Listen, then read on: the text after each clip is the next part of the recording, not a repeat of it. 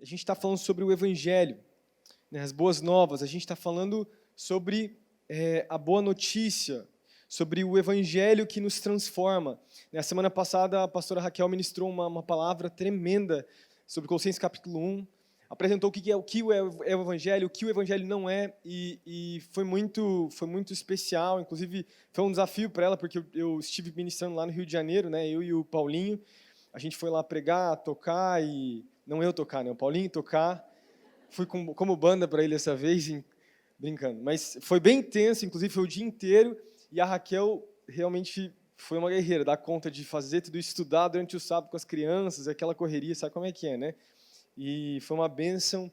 E se você não escutou, você precisa entrar no nosso canal para você receber o que foi ministrado na semana passada.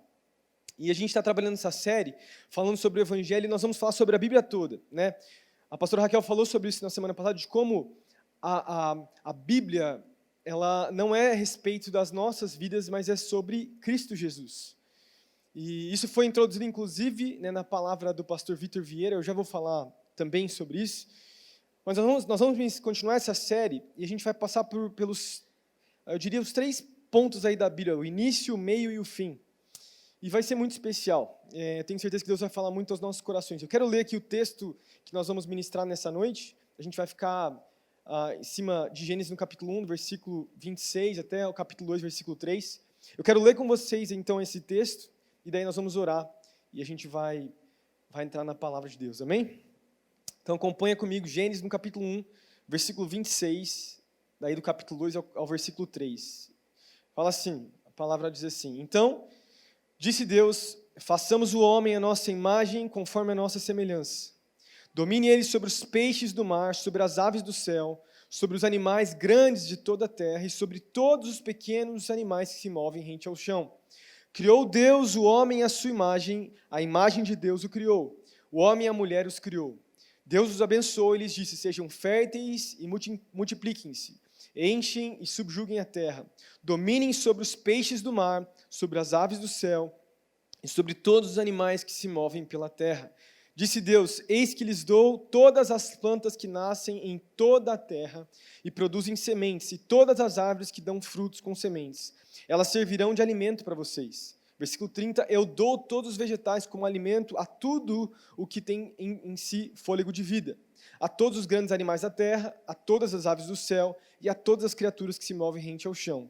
E assim foi. Versículo 31, e Deus viu que tudo o que havia feito, tudo havia ficado muito bom. Passaram-se a tarde e a manhã, e esse foi o 6º dia. Assim foram concluídos o céu e a terra e tudo o que neles há. No 7º dia, Deus já havia concluído a obra que realizara, e nesse dia descansou. Versículo 3, para terminar. Abençoou Deus o 7º dia e o santificou, porque nele descansou de toda a obra que realizara na criação. Amém. Vamos orar. Jesus, obrigado, Pai, pela Tua palavra. Obrigado, Pai, porque ela nunca volta vazia. Obrigado porque nós somos transformados, Pai. Quando nós lemos este livro, Pai, nós nos dedicamos a entender e amar a Tua presença, algo acontece nos nossos corações. Nessa noite, nós estamos aqui para isso, para entender o Teu caráter, entender a Tua palavra, entender o Evangelho.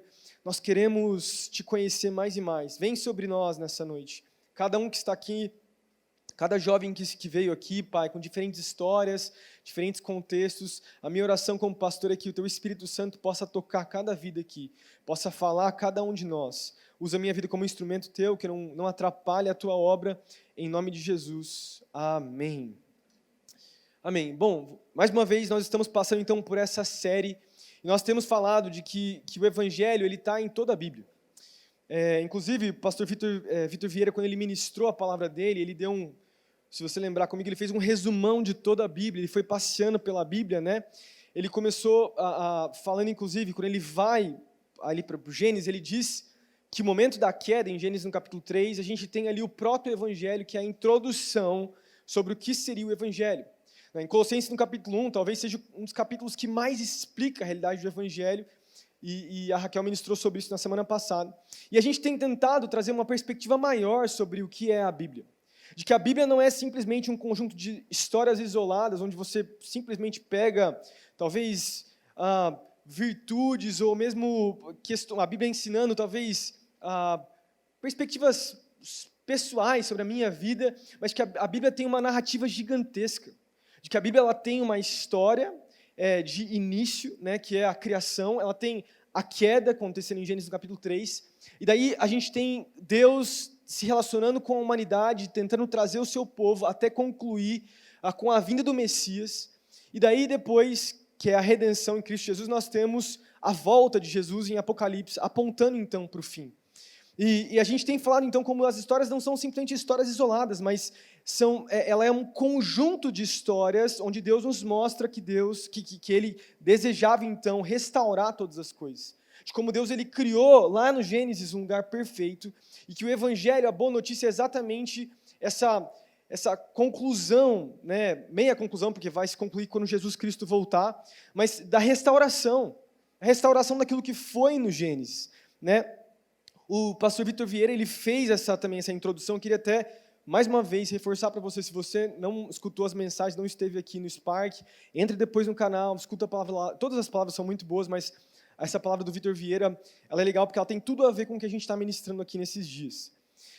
E, enfim, nas próximas semanas, então, nós vamos focar, mais ou menos como eu falei no início, em 3 áreas da Bíblia. Nós vamos falar sobre Gênesis, do capítulo 1 ao capítulo 4, onde nós vamos aprender sobre como o mundo foi feito e como ele foi arruinado, ele se tornou quebrado. O que aconteceu para que a humanidade vivesse isso? Daí nós vamos falar depois sobre Romanos, no capítulo 1 ao capítulo 4, onde nós vamos aprender sobre Deus enviando o seu Filho para resolver, então, esse problema. E depois nós vamos focar em Apocalipse, do capítulo 18 ao capítulo 21, onde nós vamos falar também sobre como vai se concluir isso, essa história. Então, a gente vai falar sobre esses três pilares aí da Bíblia, e vai ser muito legal a gente falar sobre isso. Eu não vou, lógico, fazer uma exposição de todos os capítulos e versículos, mas a gente vai dar um panorama geral em cima disso. Amém? Enfim, isso é muito legal. E o que a gente acabou de ler aqui nesses poucos versículos de Gênesis, no capítulo 1 e no capítulo 2, nós temos, então, talvez o foco central de toda essa temática do capítulo 1, que inclusive muitos dizem que tem a ver com uma história, sim, de um homem e uma mulher real, mas também tem a ver com uma poesia que foi escrita a respeito da humanidade. Você vai perceber que o enfoque de todo esse capítulo, o foco principal é a realidade do homem o homem ser a imagem e semelhança de Deus. O homem ser a imagem e semelhança de Deus. E essa temática é uma temática tão importante, mas tão importante que nós encontramos essa temática no Antigo Testamento inteiro e também no Novo Testamento, a conclusão dessa realidade. E é tão profunda, mas tão profunda que isso até a gente pode considerar até uma doutrina, uma teologia. Teologia da imagem e semelhança de Deus. É um assunto profundo, é um assunto poderoso, e é um assunto que a gente vai ver nessa noite como aponta a missão e o propósito da humanidade de viver a realidade de sermos imagem e semelhança de Deus, de como isso afeta, a gente vai falar sobre isso nessa noite, de como isso afeta toda a sociedade, nos afeta de maneira individual, mas afeta a sociedade também como um todo, a realidade da humanidade ser a imagem e semelhança de Deus. Amém? Mas vamos lá, então, introduzindo aqui, por que essa doutrina, essa teologia ela é tão importante? Por que ela é tão importante? A gente acabou de ler o capítulo 1, todo mundo aqui já leu o capítulo 1 de Gênesis? Quem aí já leu o capítulo 1 de Gênesis? Levanta a mão. Legal, acho que todo mundo aqui já leu o capítulo 1 de Gênesis. E o capítulo 1 de Gênesis conta a história da criação do mundo. Lembra? A gente não passou sobre esses versículos, mas a gente tem Deus criando no dia 1, dia 2, cada uma das coisas lá. Ele vai criando os céus, a terra, enfim, vai criando os mares, os animais, até chegar no dia 6 e criar a humanidade, que foi os versículos que nós lemos aqui. E na criação, a gente percebe que o ser humano, ou a humanidade, é como se fosse a coroa de toda a criação. Até pesquisando em alguns teólogos vão dizer isso, que a humanidade, os seres humanos, eles são a peça-chave ali da criação, né? Porque, inclusive, Deus ele vai dizer que a criação da humanidade, do homem e da mulher, Deus fala que era muito bom de ter criado o homem e a mulher. Existe um teor ali do ser humano ser algo único em toda a criação. Enquanto os animais foram feitos com instinto, vivem de acordo, né, com aquilo que a realidade racional do ser vivo ali é muito pequena, você vai perceber os seres vivos vivendo com base em instinto, os seres humanos, eles não vivem com base nisso, né? Ou não eram para viver. Mas a gente é um ser muito complexo, uma realidade muito complexa. Por isso o ser humano, então, é essa coroa da obra criativa de Deus. A gente tem, então, a expressão no versículo 27, a imagem e semelhança, são duas palavras hebraicas, que vou tentar pronunciar aqui para nós, que é a palavra tzlem e a palavra demut. E elas são usadas também, como eu falei já, várias vezes no Antigo Testamento. E a ideia aqui que o texto nos ensina é de que existe uma aparência maior, uma aparência externa. Nós aparentamos, é como se fosse um reflexo de uma imagem que é maior. Se nós somos imagem, é porque nós refletimos a luz daquele que é maior do que nós. Mais ou menos isso que o texto vai nos ensinar. E o sentido aqui da realidade do texto é que nesse refletir da luz maior que é o próprio Deus, o homem sendo como se fosse um espelho, refletindo quem Deus é o homem aprendendo do caráter de Deus, aprendendo de quem Deus é, e então vivendo aquilo que o homem é chamado a viver. E você percebe, mais uma vez, que todos os aspectos daquilo que o homem deveria fazer no jardim tinham a ver com esse reflexo. Então, por exemplo, quando Deus fala para eles serem férteis, para eles dominarem, para eles multiplicarem, para eles subjugarem, para eles se relacionarem com as pessoas que viriam, tudo tinha a ver com o homem ser esse reflexo de Deus. Se o homem não fosse esse reflexo de Deus, a maneira do homem tratar os animais estaria comprometida. A maneira do homem tratar a natureza estaria comprometida. A maneira do homem se relacionar com os outros seres humanos também estaria comprometida. Por quê? Porque a realidade, ou a doutrina, ou a teologia da imagem de Deus afeta a missão do homem como pessoa.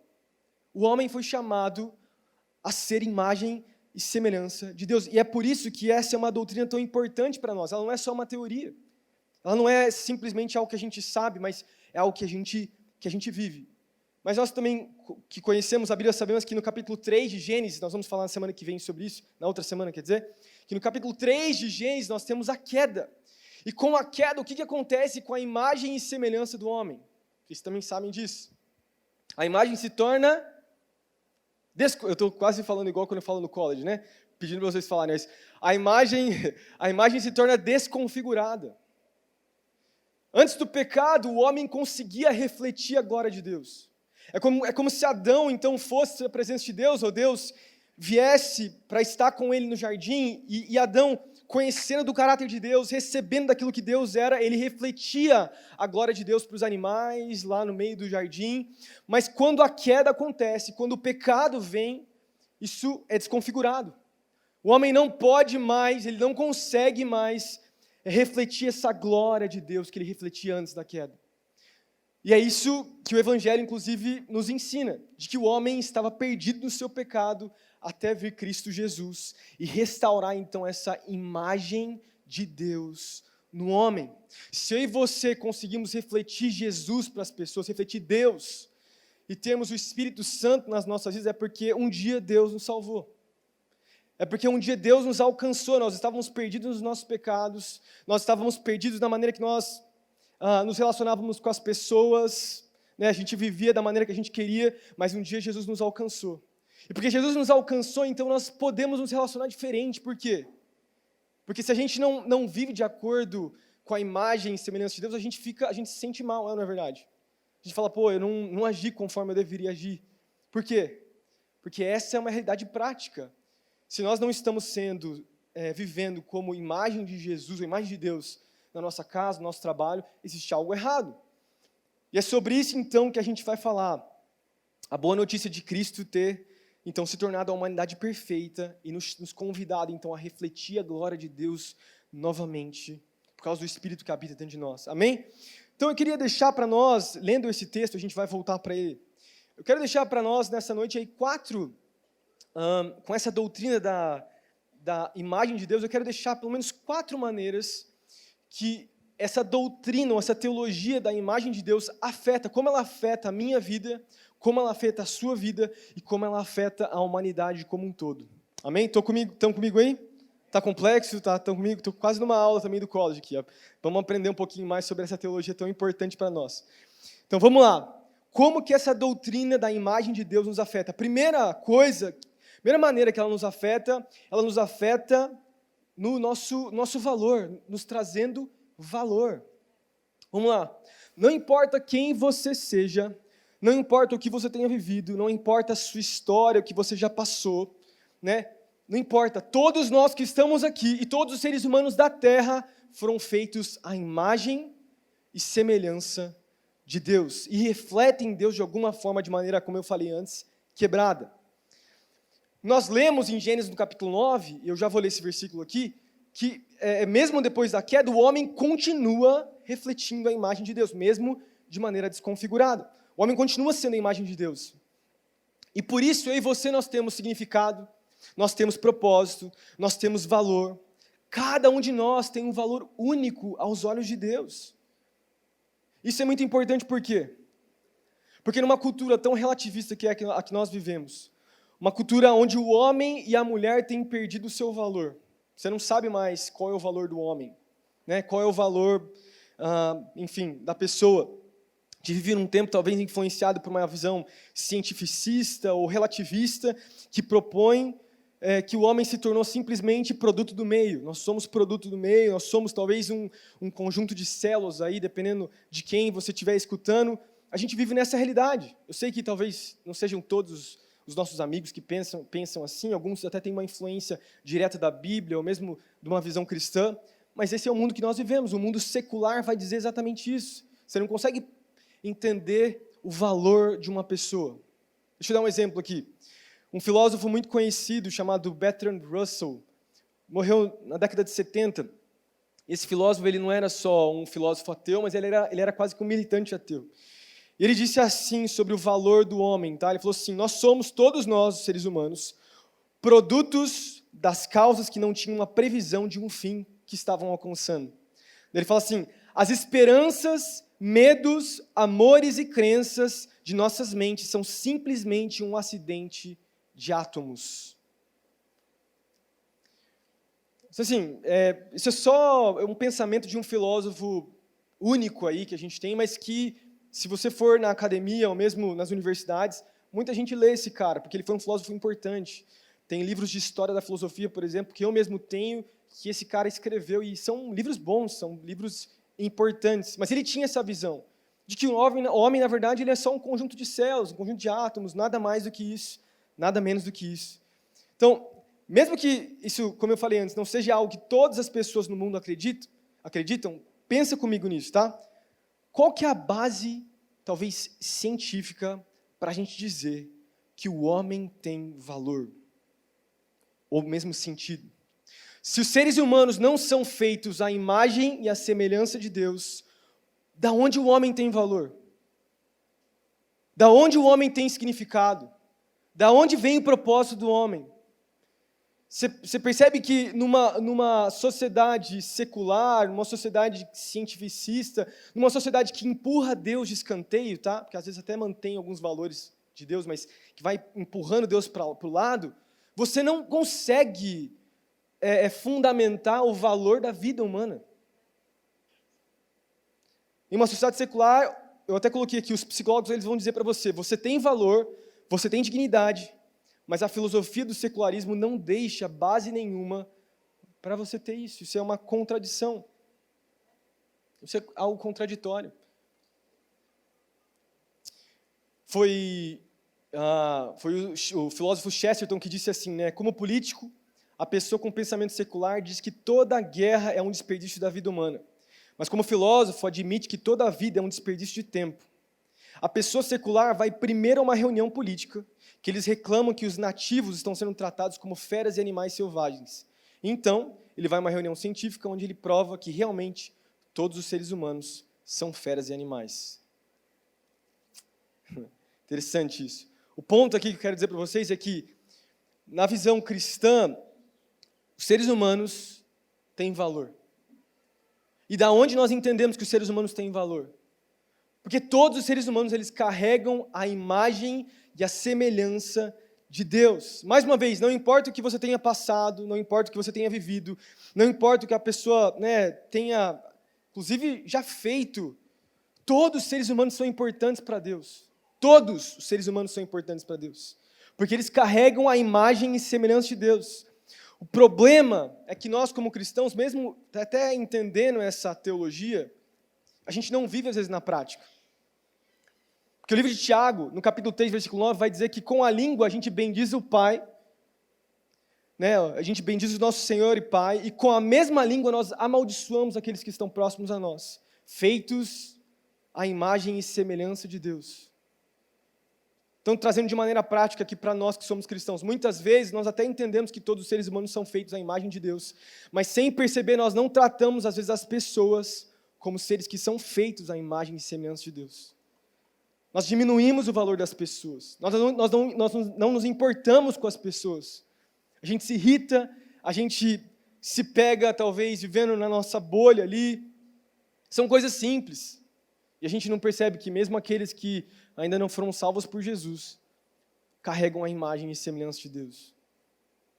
Carregam a imagem e semelhança de Deus. Nós precisamos, como cristãos, entender essa teologia que é tão prática e tão necessária. Precisamos tratar todos com graça, amor, respeito e com os olhos de Cristo. Eu estou falando isso de maneira bem prática, tá? Vou dar um exemplo aqui. Na sexta-feira agora, eu estava numa reunião com vários pastores ali do SDA, que a gente vai fazer o SDA esse ano. Estamos estudando a possibilidade de fazer no Moringão e tal, e a gente estava numa reunião. E a gente estava lá conversando, isso era perto das 9 da manhã. Daí eu fui pegar, acho que a gente estava no Angelone. Aí eu fui pegar, fazer meu pedido no caixa. E eu estava conversando com outro pastor, e de repente a mulher que estava conversando comigo, ela falou comigo, só que eu estava desatento. E a mulher pegou, e ela falou primeiro, bom dia. Daí eu não escutei, eu estava conversando, ela falou, bom dia! Deu um berro assim, eu me assustei até assim. Cara, a minha vontade era pegar aquela caixa de guardanapo de metal. Ela foi tão grossa e estúpida comigo, velho. Mas aí eu lembrei que eu sou pastor. E que eu estou do lado de outro pastor, uma reunião de pastores. Daí eu falei, eu sou cristão. E tem um espírito dentro de mim.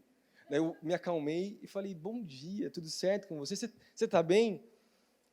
Mas numa situação simples como essa, a gente pode se perder no fato de que aquela vida, aquela pessoa que está conversando comigo, carrega a imagem e semelhança de Deus. Carrega a imagem e semelhança de Deus. Aquela pessoa, talvez, que tem até uma visão ideológica e política diferente da minha, também carrega a imagem e semelhança de Deus. Também carrega. Aquela pessoa, aquele chefe meu, que eu não gosto, que me trata mal, aquele cara que não é legal, talvez, na sua faculdade, seu trabalho, sei lá, também é a imagem e semelhança de Deus. Porque todos os seres humanos foram feitos à imagem e semelhança de Deus. Todos. Independente do que você pensa e do que eu penso, todos foram feitos à imagem e semelhança de Deus. E precisam ser tratados com graça, respeito, amor e com zelo, sim, né? Amém? Então, a primeira coisa é isso. A imagem e semelhança de Deus afeta o meu e o seu valor. Segunda coisa, agora trazendo aplicando mais de maneira geral, a imagem e semelhança de Deus afeta o valor da humanidade. O valor da humanidade. Olha só, a Declaração de Direitos Humanos, adotada por uma resolução, chamada Resolução 217, da ONU, Assembleia Geral das Nações Unidas, no dia 10 de dezembro de 1948, e também aceita pela Unesco aqui no Brasil, propõe 30 artigos de todos os direitos que a humanidade, de maneira geral, tem. E o Brasil assinou esse acordo. E se você ler, você pode pesquisar depois na internet, colocar direitos humanos, ONU, tá? Você vai ver vários direitos inalienáveis de qualquer ser humano ser vivo, né? Enfim, e são vários artigos, assim, você vai lendo, e são 6 páginas, se eu não me engano, você vai pesquisando, você vai olhando. E é interessante isso, porque eu sei que isso foi feito depois da Segunda Guerra Mundial, mas pensa comigo, mais uma vez, aquilo que eu estou falando no primeiro ponto. Da onde a gente tem essa ideia de direitos humanos? A ideia de que os seres humanos, de que todos os seres humanos têm direitos, valores, independente da raça, independente da classe social, todos os indivíduos na Terra têm valores inalienáveis. Alguns vão dizer que isso tem a ver com uma ideia ocidental. A cultura ocidental promoveu isso. Desde os gregos e romanos a gente tem essa visão, mas isso não é verdade, porque, por exemplo, Aristóteles, que fundamentou todo o período helenístico, ele foi o cara que ensinou Alexandre o Grande, toda a cultura helenística estava nesse cara. Depois Roma, quando conquista a Grécia, ela é conquistada pela cultura grega.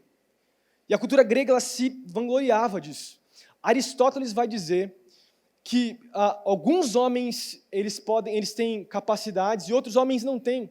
Aristóteles, por exemplo, era a favor de escravidão. Aristóteles vai dizer que alguns homens nascem para ser escravos e não ter direitos políticos, enfim. E toda a visão ocidental antes do cristianismo pregava isso. Você tem direitos de acordo com as suas capacidades, de acordo com aquilo se você é inteligente ou não, de acordo com aquilo que você pode ou não pode fazer. Agora, o que a Bíblia diz para nós?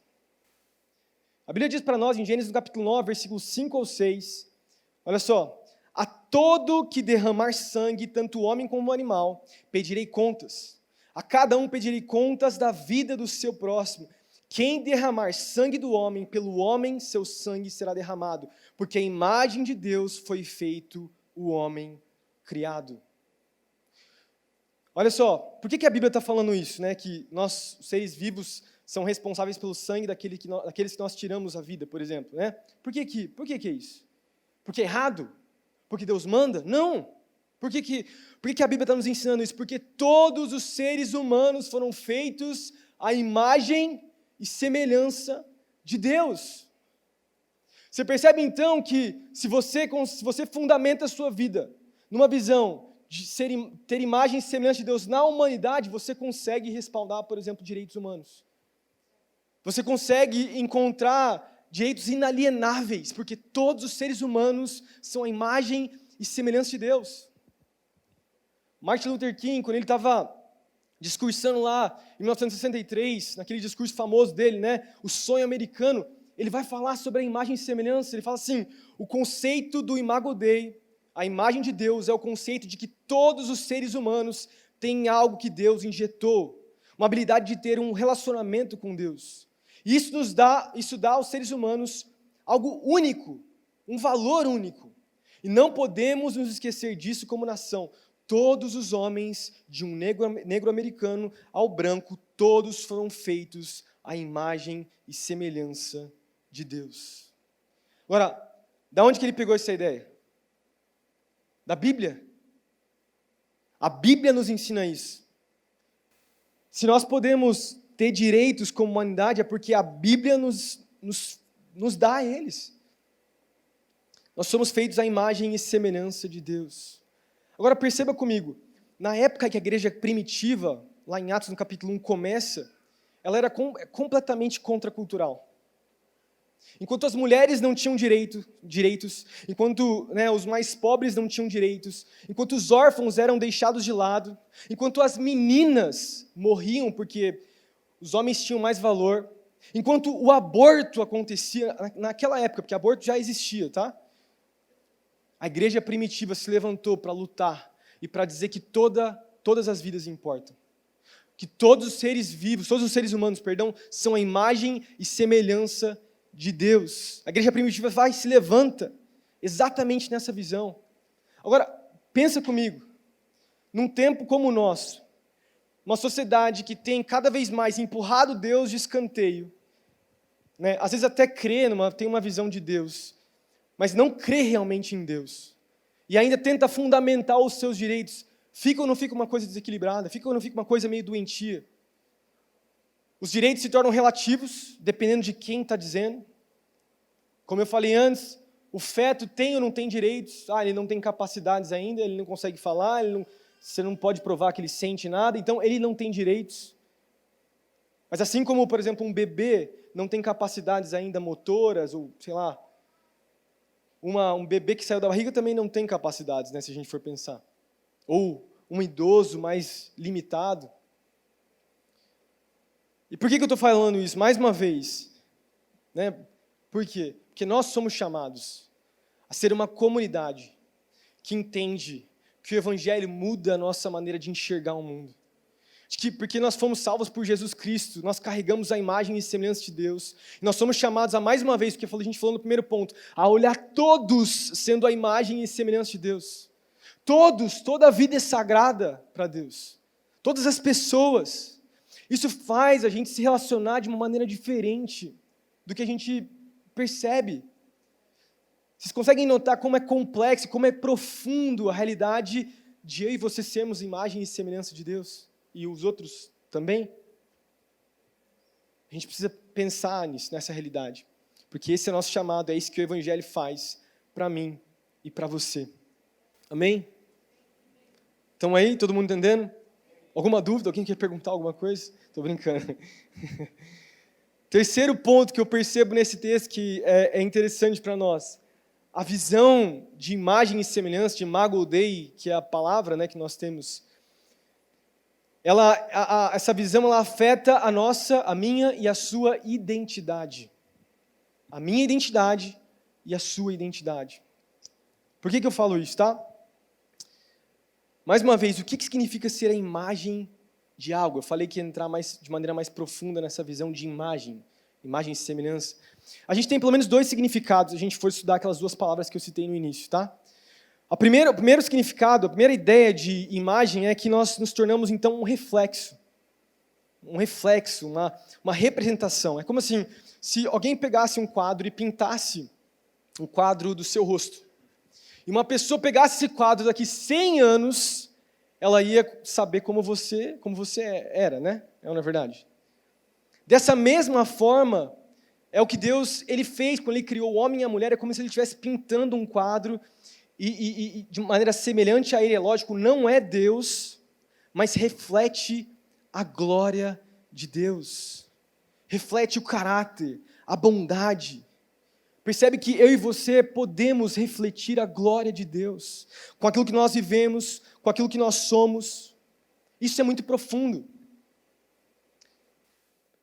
Isso mostra para nós também, se somos um reflexo, ou uma representação, significa que nós somos chamados a focar os nossos olhos em Deus, a olhar para Deus, para então refletir a Deus corretamente. Refletir a glória de Deus é exatamente isso, é quando nós olhamos para Deus, e daí nós, olhando para Deus, nós olhamos para as pessoas, e nós refletimos a glória de Deus para as pessoas. Nós refletimos a glória de Deus para esse mundo caído e quebrado. Para que então o caráter de Deus transborde, para que as pessoas possam ver. Vamos lá, eu e você, nós somos seres relacionais, a gente já falou isso aqui. Nós somos seres relacionais, nós somos seres de relacionamento, nós não fomos feitos para sermos originais. Sabe que quando a gente é muito novo, a gente pensa que as nossas amizades não influenciam a nossa vida. Mas você e eu, nós aprendemos, nós nos tornamos semelhantes àqueles que nós andamos.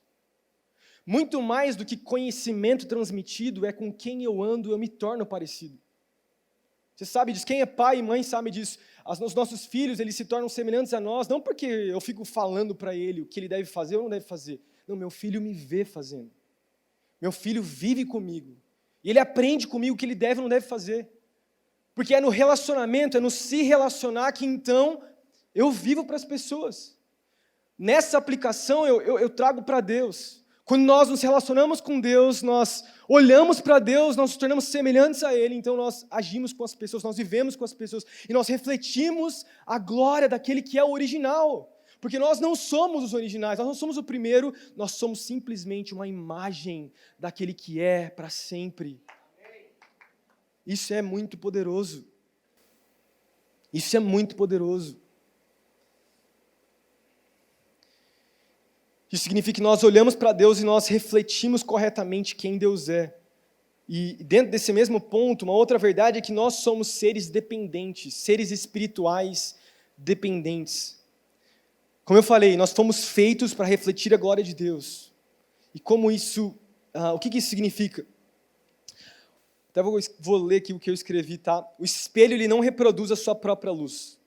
O espelho que reflete só pode iluminar se estiver refletindo uma luz. Isso significa então que todos os seres humanos vão sempre ser dependentes de algo ou alguém e vão refletir alguma coisa. Mas a pergunta que eu faço para você nessa noite é: o que você tem refletido?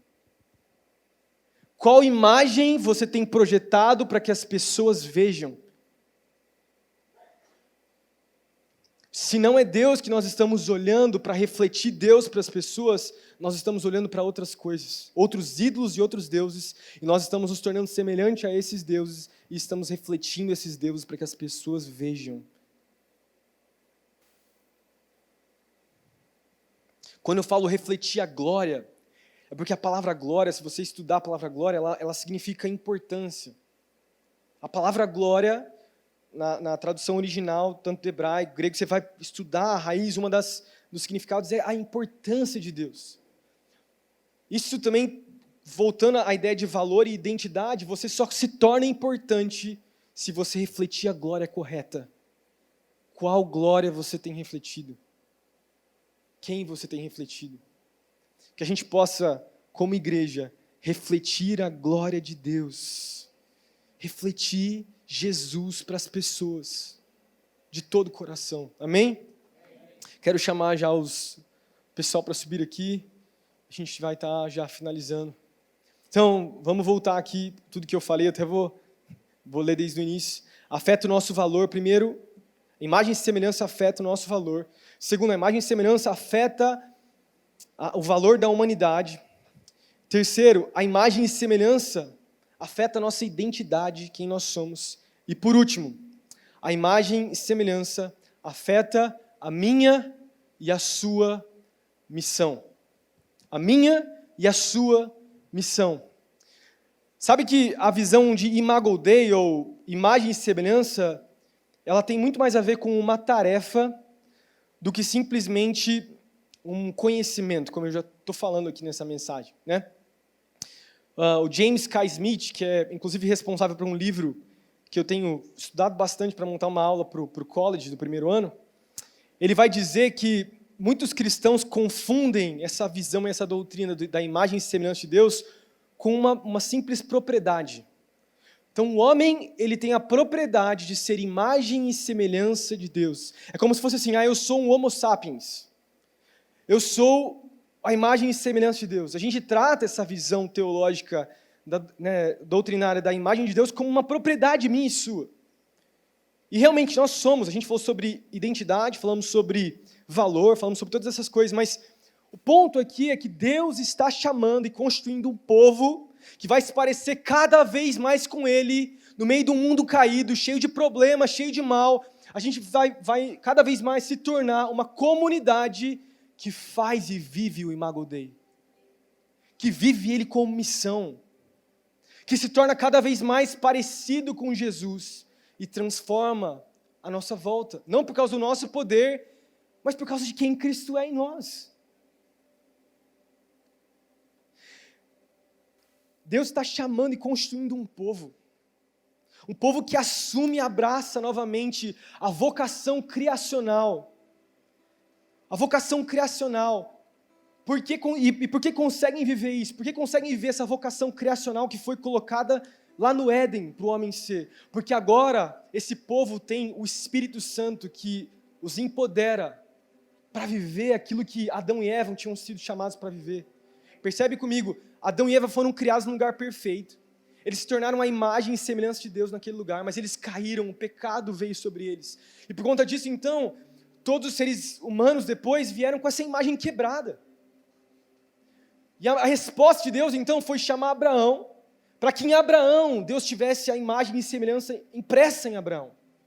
E depois dele, um povo que fosse a imagem e semelhança dele. Mas o povo não dá conta. Abraão não dá conta. Os reis não dão conta.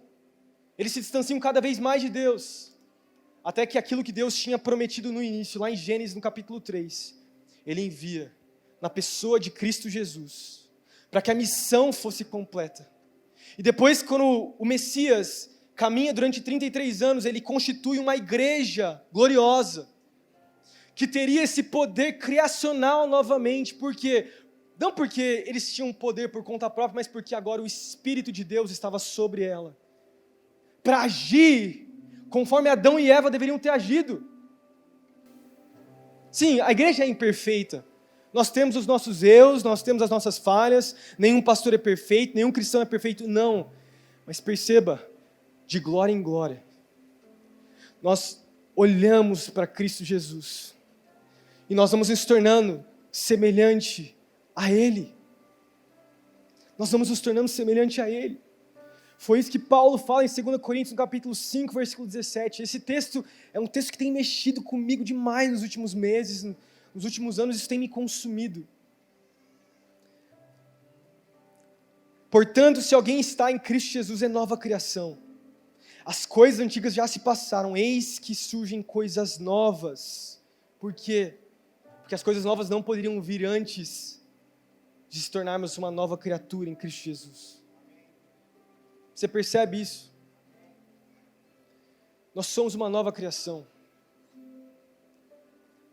O problema é que muitas vezes nós agimos demais conforme a velha criação.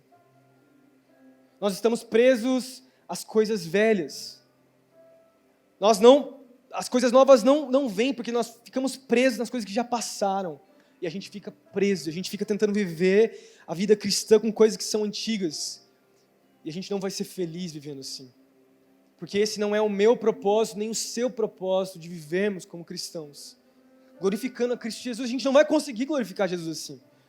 A gente não vai conseguir ser um cristão que vive a imagem e semelhança de Deus, preso nas coisas do passado e coisas antigas. Nossa chamada é para nos tornarmos uma nova criação. Uma nova criação. A imagem de Cristo Jesus. Nosso chamado como novas criaturas em Cristo é reafirmarmos aquilo que Adão e Eva viviam, que eram portadores da imagem de Deus. Nós somos, mais uma vez, vice-regentes, incumbidos da tarefa de governar a criação e cuidar dela, cuidar das pessoas. E o Evangelho nos ensina isso. O Evangelho nos ensina e nos aponta para isso. Essa é a minha e a sua missão. Gente, eu sei que essa mensagem, talvez é uma mensagem complexa, bastante coisa que eu falei aqui. Mas se a gente pode pegar algo nessa noite mais uma vez, o que nós temos refletido? Quem nós temos nos tornado? Que imagem nós temos projetado para as pessoas? Porque, mais uma vez, é o que eu falei, nós estamos sempre voltando os nossos olhos para alguma coisa ou alguém. Quem nós temos refletido? Queria que você parasse para pensar nesse momento. Feche seus olhos. Quem você tem se tornado? Pense nessa pergunta, continua com os olhos fechados. O que tem atraído meu coração? Será que eu tenho voltado os meus olhos para lugares distantes de Deus? Porque não é somente sobre falar, né? Deus precisa ser eu quero que Deus seja o centro da minha vida. Mas é preciso voltar os meus olhos, a minha atenção, a minha afeição para aquele que é o amado da minha alma. É aquilo que Paulo fala em 2 Coríntios capítulo 3, versículo 18. E todos nós, que com a face descoberta, contemplamos a glória do Senhor, sendo então a sua imagem transformados com glória cada vez maior, a qual vem do Senhor, que é o Espírito. A imagem de Deus talvez precise ser renovada nos nossos corações. Quem nós temos olhado? Quem nós temos nos tornado?